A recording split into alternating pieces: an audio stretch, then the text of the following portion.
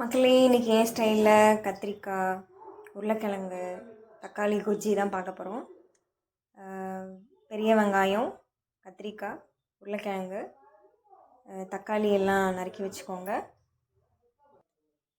பச்சை மிளகா 1, இது தாளிப்புக்கு பெரிய வெங்காயம், கருவேப்பில்லை, பூண்டையும் இது கூட போட்டு வேக வச்சிடலாம். ஃபஸ்ட்டு பூண்டு, வெங்காயம், உருளைக்கிழங்கு இதெல்லாம் நம்ம வேக வச்சு எடுத்துக்கலாம். கடாயில் லைட்டாக எண்ணெய் போட்டு மிளகாய், ஜீரகம், மல்லி, மிளகு கொஞ்சம் இதெல்லாம் போட்டு வறுத்து பொடி பண்ணி நம்ம எடுத்துக்க போகிறோம். இப்போ அதே கடாயில் கடுகு, ஜீரகம், உளுத்தம்பருப்பு, கடலைப்பருப்பு, அப்புறம் கருவேப்பிலை, பெரிய வெங்காயம் இதை தாளிச்சிக்கலாம்.